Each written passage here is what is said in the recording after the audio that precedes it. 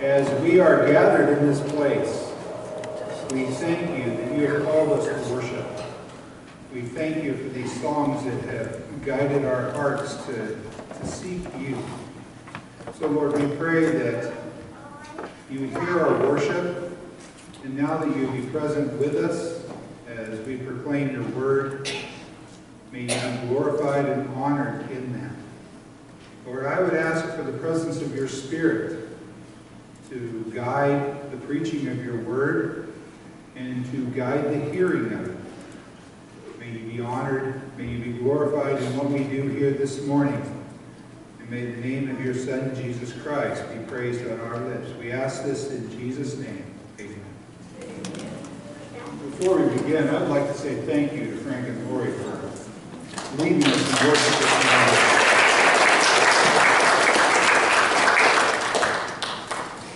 I'm going to ask that you would turn in your Bibles to 1 Samuel chapter 17. If you're using the church Bible, it would be page 239. And I'm going to begin by telling you the story of David and Goliath.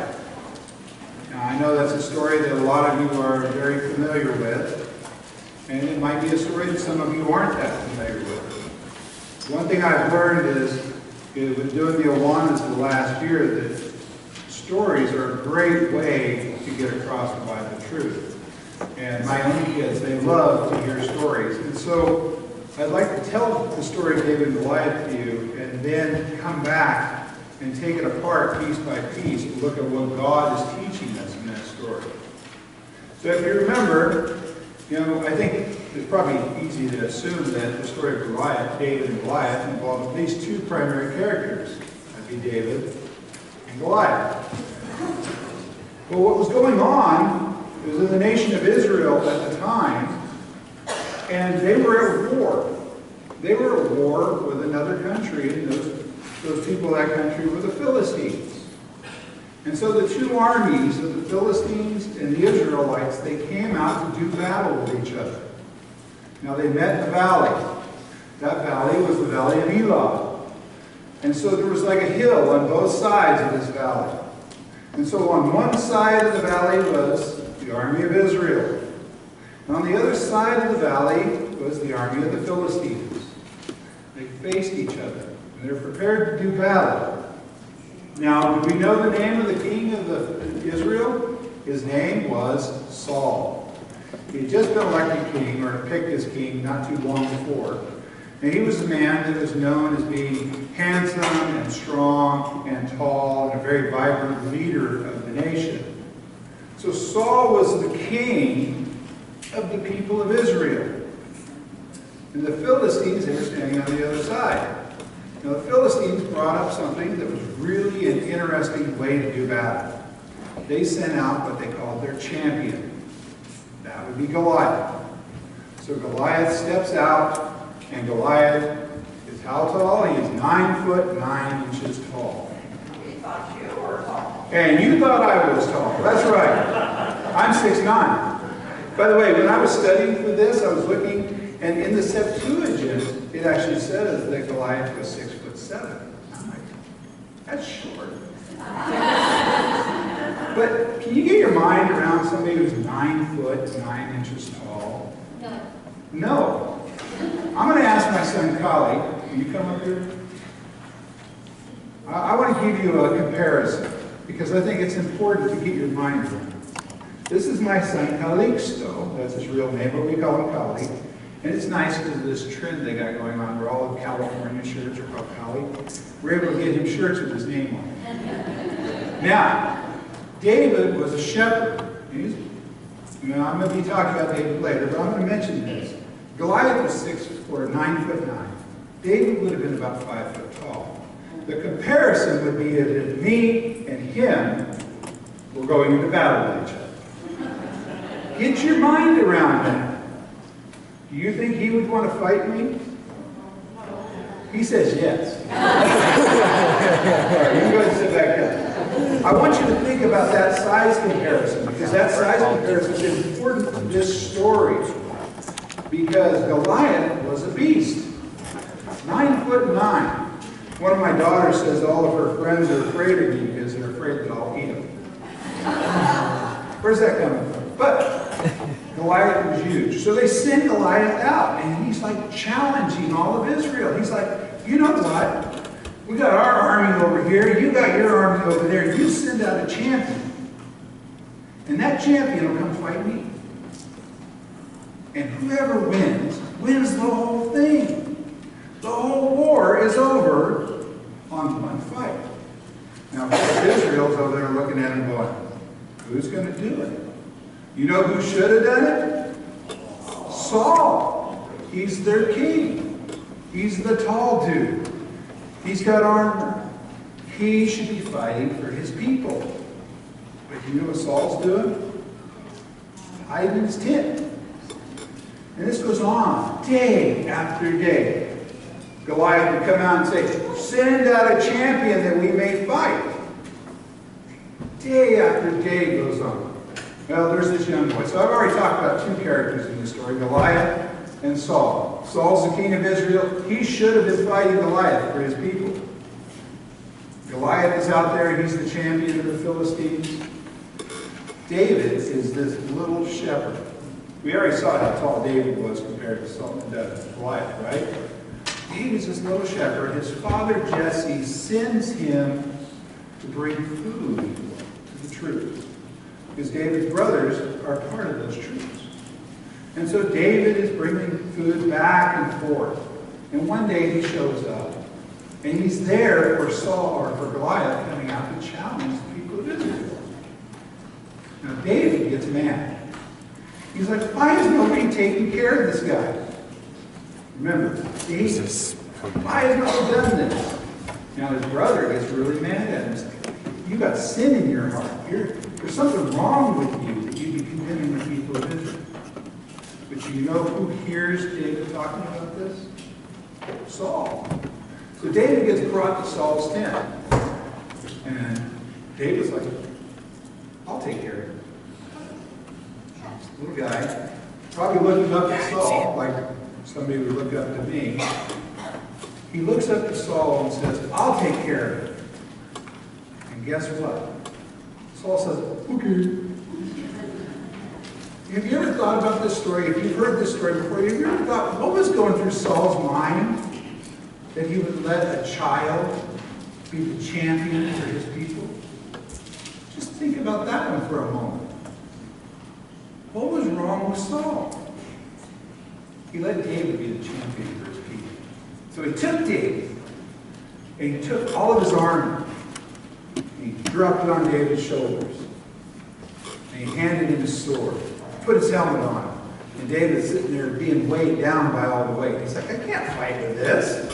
So he took it all off. There you have David. He walks out to do battle with Goliath. He stops at the stream and picks up 5 stones, puts them in his pouch. Now David has a sling. Anybody know what a sling is? Yeah, it's 2 ropes with a pouch in the middle. And you swing that around. People could actually hunt with those. As a matter of fact, the shepherd would be really good at them to protect the flock from lions and tigers and bears. Oh my. David walks out, just in whatever his normal clothes are, sandals, a sling, and some stones. And he walks up to Goliath. And Goliath is there in his armor. He's covered from head to foot in armor. He has a spear that the Bible tells us has a head that weighs over 17 pounds. That's a lot of weight. I don't know, my kids and I, it's going to sound stupid, but our kids make swords sometimes, and we all play sword fights in the backyard. Those swords are pretty light, but your arms get tired after a while. Goliath's spear had a head that weighed 17 pounds. And the Bible says that the shaft was like a weaver's beam. And so that weaver's beam was probably 10 to 15 feet long. So Goliath wasn't just tall, he had a lot of reach. He also had a sword. So as Goliath went out to engage with David, in front of him was this guy called a shield bearer. who was responsible for carrying a shield that would protect Goliath. And so he put that shield there, and Goliath would be back there able to throw his spear and do his business. But when he sees David come out, he's offended. Why do you think he'd be offended? He's offended because David is a child. It's like if Kali ever come up to pick a fight with me, I really wouldn't be worried too much about the results. He's like, am I a dog that you would send basically a child out here to fight me? And so he goes on and he continues to mock the people of God. And he mocks God himself. And David says, I'm going to kill you. But then he says, the battle belongs to the Lord. And so as the battle takes place, Goliath is there and he's ready to do battle. David takes one of those 5 stones, puts it in his sling, slings it around his head, and hits Goliath right between the eyes. The Bible says that the stone sunk into his forehead and he fell over. Then David went up, took Goliath's sword, and cut off his head. They all lived happily ever after, except Goliath and the Philistines. Because then the Israelites, encouraged by this battle between David and Goliath, go after the Philistines and win the battle. David then takes the head of Goliath and carries it to the city of Jerusalem. And that's another story. So, how many major characters did I tell you about? I told you about Goliath. I told you about David, and I told you about Saul. So I told you about 4 characters, right? 4th one is God. Because in no way, shape, or form could that little boy have bested or beat that tall giant without the power of God. And so one thing I want you to think about today, and I've heard this said before, fortunately I don't think I've ever heard it said in this church, but be a David, fight your giants. Well, you know what happens in the real world when you fight giants? You get smushed. Say that again? You get smushed. You get smushed. You get crushed. And so after getting crushed a couple times, what do when you come face to face with your giants? You run. Now, one of the things that the Bible tells us over and over again is there is a theme that we will find in the Old Testament. It happens again and again and again. God does not call us to win the fight. God calls us to show up. And so if you are here today, you have a fight in your life. Whether it's work, whether it's family, whether it's the result of choices we have made, each one of us has a fight in our life. And when we look at the Old Testament, when we read the story of David and Goliath, David knew he couldn't win that fight. He said, I'm going to trust that this battle belongs to God. Now I'm going to talk a little bit later about some of the other times in the Old Testament where this comes up. But I want to come back and look at the story of David and Goliath and actually read to you some of what we find there. So if you are in 1 Samuel chapter 17, go to that first section where in chapter 17, verse 1. It says, Now the Philistines gathered their armies for battle. And they were gathered at Soko, which belongs to Judah, and encamped between Soko and Azekah in Ephes-Dammim. And Saul and the men of Israel were gathered and encamped in the valley of Elah, and drew up in line of battle against the Philistines. And the Philistines stood on the mountain on one side, and Israel stood on the mountain on the other, with a valley between them. And there came out from the camp a Philistine, a champion named Goliath of Gath, whose height was 6 cubits and a span. He had a helmet of bronze on his head, and he was armed with a coat of mail. And the weight of the coat was 5,000 shekels of bronze, and he had bronze armor on his legs, and a javelin of bronze slung between his shoulders. The shaft of the spear was like a weaver's beam, and his spear's head weighed 600 shekels of iron, and his iron shield bearer went before him. He stood and shouted to the ranks of Israel, "Why have you come out to draw up for battle? Am I not a Philistine, and are you not servants of Saul? Choose a man for yourself and let him come down to me. If he is able to fight with me, kill me, then we will be your servants. But if I prevail against him and kill him, then you shall be our servants and serve us." And the Philistine said, "I defy the ranks of Israel this day. Give me a man that we may fight together." When Saul and all Israel heard these words of the Philistine, they were dismayed and greatly afraid. One of the thoughts I'd like to introduce to you today is the idea of substitution or representative combat. You see, Goliath is not asking that he fight all of Israel. He's asking to fight just one man. And in that fighting of that one man, Goliath says that the entire battle will be waged. When we face our sins, who in this room can conquer their sin? Say that again. The Son of David. Now let me ask you this. Who is the Son of David? Christ. Jesus. So where I want to go with this is this thought that we cannot vanquish our own enemy. But we are called to be at the fight. Just as David was at the fight. He says the battle belongs to the Lord. And so, for us, for each one of us, as we struggle against our own sin, we need a champion. We need somebody who can do what we cannot. And the answer is already in the room. We already heard it. The Son of David, Jesus the Christ. Now, I'm going to tell you, I just slid right off my notes. So I'm going to go into that area like I'm talking about something I wasn't really going to get too deep into, but it's this idea of representative combat. We were talking in Sunday school this morning about how can you blame Adam for all humanity's sin? You can, can't you? You have to.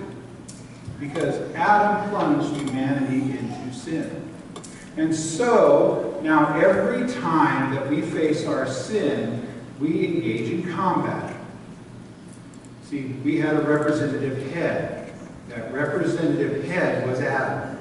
Did he fail? Huh? One yes. He failed big time. He said, don't eat the fruit. He ate the fruit. We need a new head. We need a new representative. Because we obviously can't do it ourselves. Adam couldn't do it himself. So we need a new head. That representative head becomes Christ. Let me take you to the book of Romans really quick. Turn over to Romans chapter 5. We're going to look at verses 12 to 21. If you have your church Bible, it is page 942. Romans chapter 5.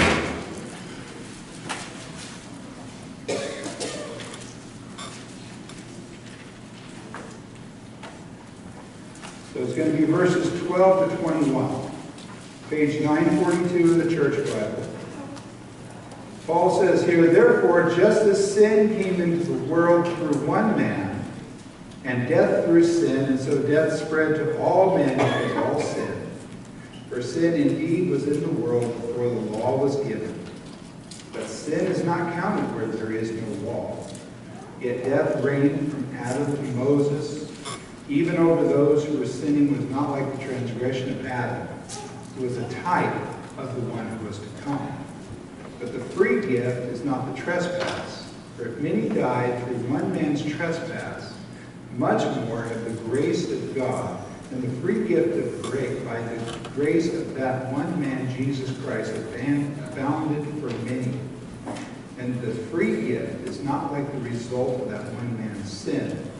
For the judgment following one trespass brought condemnation, but the free gift following many trespasses brought justification. For because of one man's trespass, death reigned through that one man, much more will those who receive the abundance of grace and the free gift of righteousness reign in life through one man, Jesus Christ. That's quite a mouthful. Let me break that down for you.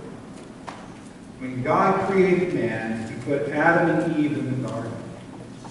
And Adam was tasked with one thing that he could not do. And that was to reach out and eat the fruit of the tree of the knowledge of good and evil. And guess what Adam did? He reached out and he ate that fruit. And he plunged humanity into sin. Now sin and Satan become humanity's Goliath. Each one of us, when we face that enemy, we cannot do it on our own. And we can't do it with Adam because he didn't make the right choice. And so all of humanity, person after person, is lost in battle to sin.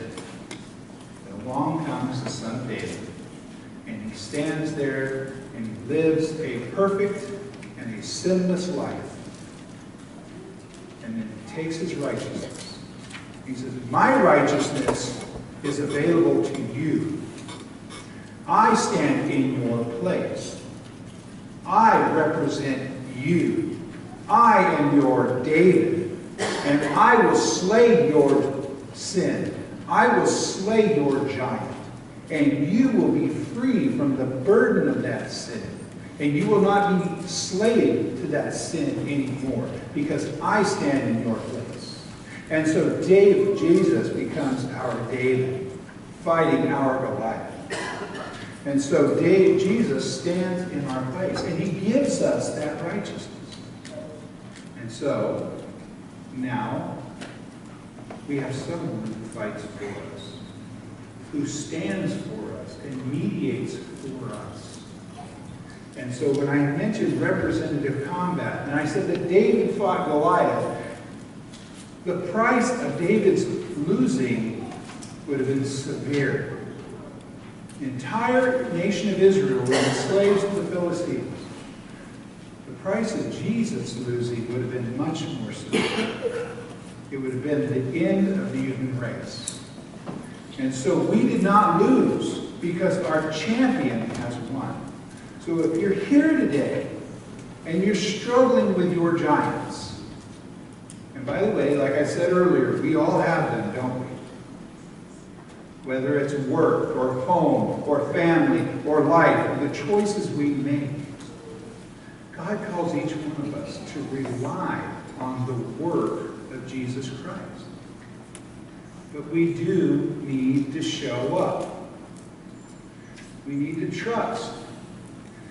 Let's go back to David. You remember I brought Kali up here? He's standing next to me.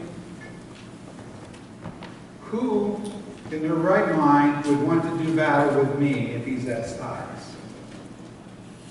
David was trusting that God would carry the battle. Or if you go to the book of Judges.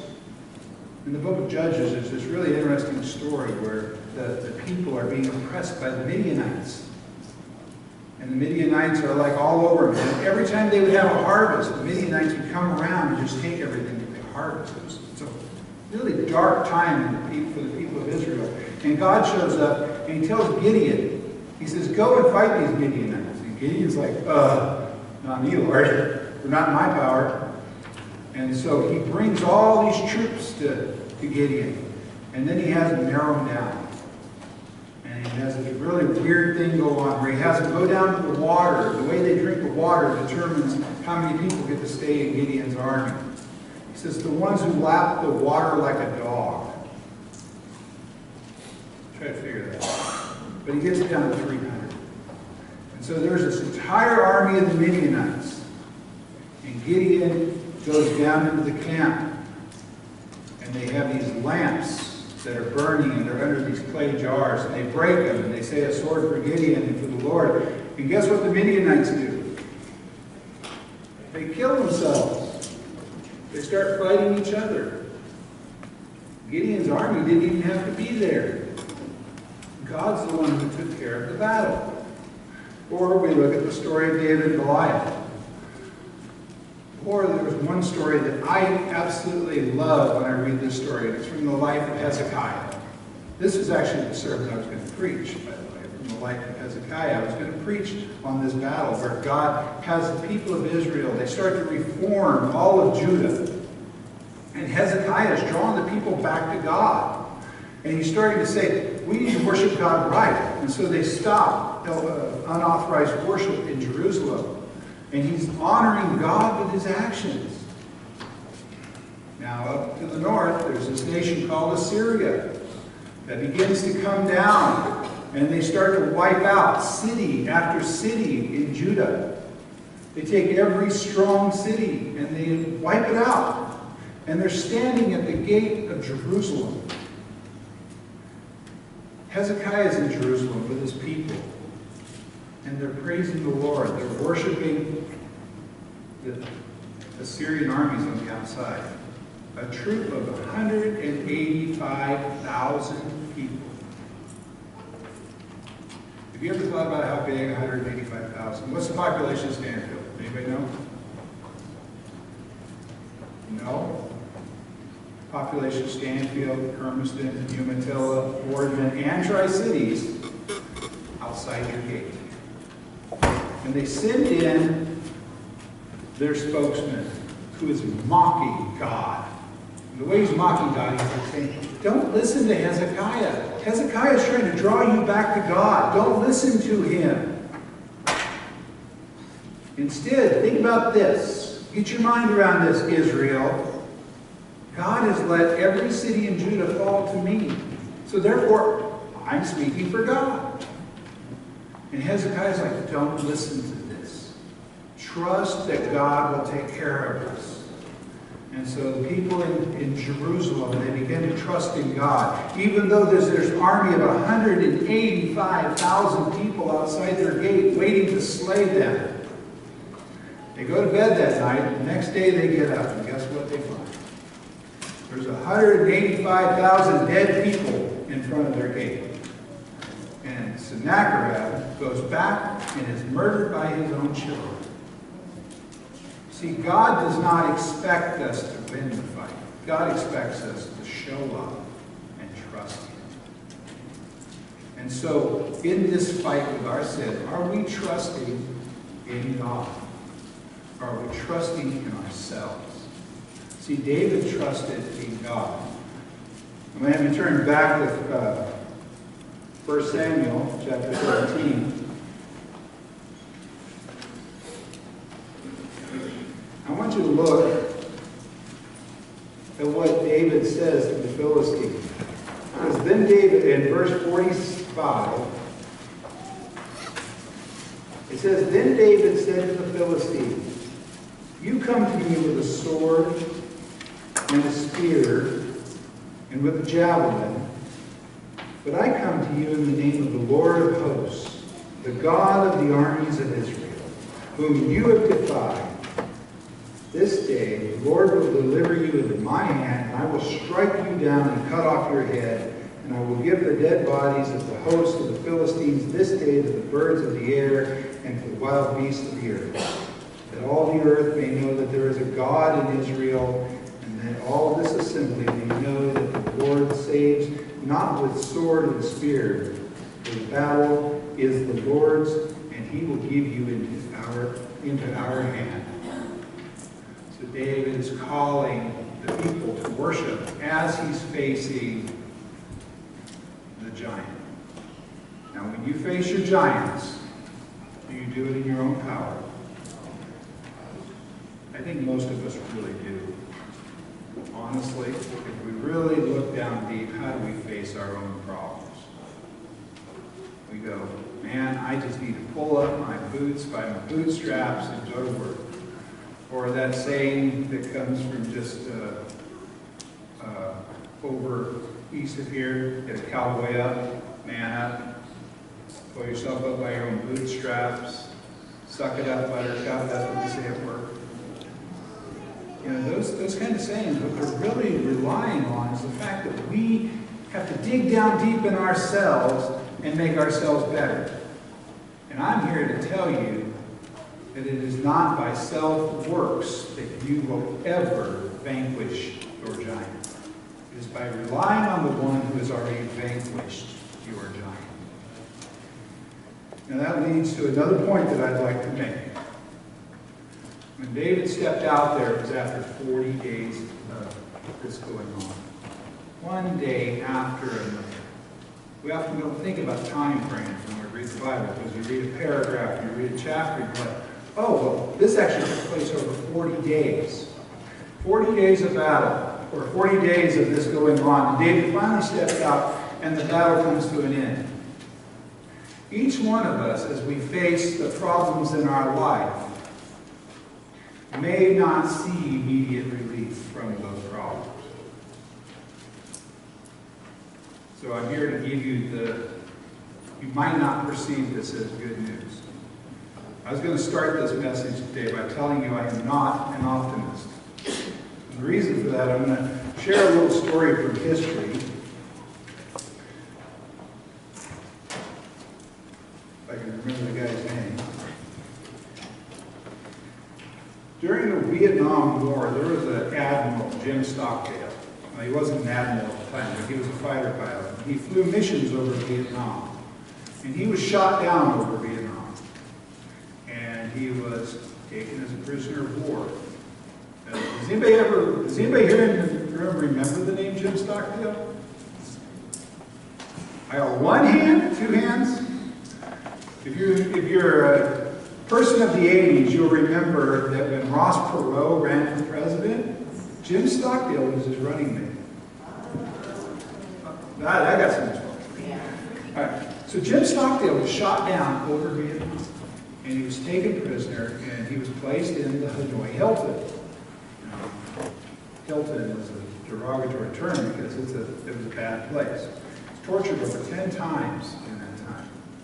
Legs were broken. He was the highest ranking officer, and so therefore he was responsible for all the other men that were housed there. It was his responsibility to guide them in not giving up hope. They were being tortured repeatedly. And so they developed this system of only giving up so much information each time they were tortured. And they would give misinformation. One guy, while being tortured, actually told the Vietnamese all about Clark Kent. And so that kind of stuff was going on. He helped to continue to inspire them. And so I want to read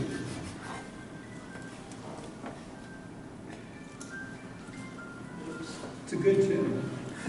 I want to read from a book by a guy named Jim Collins, who interviewed Jim Stockdale. He talks about what's called the Stockdale paradox. And so he asked Stockdale about his experience. He says, I never lost faith in the end of the story. He said when I asked him, I never doubted not only that I would get out, but also that I would prevail in the end and turn the experience into the defining event of my life, which in retrospect, I would not trade. Let that sink in. He just said he would not trade his experience of 7 years in a Vietnamese prisoner of war camp because it was the defining point of his life. I didn't say anything for many minutes, and we continued the slow walk toward the faculty club, Stockdale limping and arc-swinging his stiff leg that had never fully recovered from repeated torture. Finally, after about 100 meters of silence, I asked, who didn't make it out? Oh, that's easy, he said. The optimist. The optimist, I don't understand, I said, now completely confused, given what he had said 100 meters earlier. The optimists, oh, they were the ones who said, we're going to be out by Christmas. And Christmas would come, and Christmas would go. Then they'd say, we're going to be out by Easter. And Easter would come, and Easter would go. And then Thanksgiving. And then it'd be Christmas again. And they died with a broken heart. Another long pause and more walking. Then he turned to me and said, this is a very important lesson. You must never confuse faith that you will prevail in the end, which you can never afford to lose, with the discipline to confront the most brutal facts of your current reality, whatever they might be. To this day, I carry a mental image of Stockdale admonishing the optimists, we're not getting out by Christmas, deal with it. Life is hard. Every one of us, when we face the issues of our lives, will have to struggle as we rely upon Christ to take care of our issues. But life does not get easier. So don't be an optimist, be a realist. The thing that's called the Stockdale paradox is this idea that you have to hold these two truths in tandem. And I agree with it, that life is hard and it doesn't get easier. It's not going to stop being hard, but we will prevail in the end. So as you engage in the struggle of life, as you fight every day, relying upon God to carry you through the battles of whatever issues you're dealing with, don't be an optimist and don't say, well, I'll be better by Monday. Because guess what? It ain't going to happen.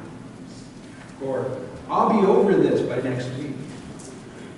It's like the exercise thing. Monday, I'll start exercising on Monday, and Monday never comes.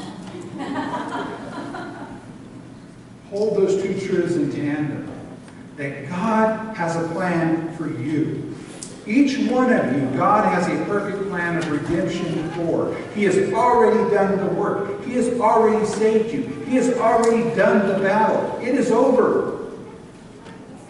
And yet, every day you've got to get up. You've got to get dressed. And you've got to engage in battle. And so when I say that David and Goliath is a story of God taking care of us, he still expects us to show up with battle. Will you pray with me? Glorious Father in heaven, Lord, as we have looked at the story of David and Goliath, I pray that you would use that to nourish our hearts, to refresh us, to give us a drink of cool water and a respite from the combat as we prepare to go back into a world that is dark, a world that is fallen, that rides against you. And yet, Lord, we know that you carry us, each one of us. And so, Lord, as we go this morning, I pray that this would not be a discouraging message, but rather a message that has at its heart that because of your Son, Jesus Christ, we will prevail in the end. That one day, as Revelations tells us, you will wipe every tear from our eye, that you will be our God, and we will be your people, and we will sit refreshed in your presence. Let that truth guide our daily walk through the minefields of our lives. We pray this in Jesus' name. Amen. So just hit this one.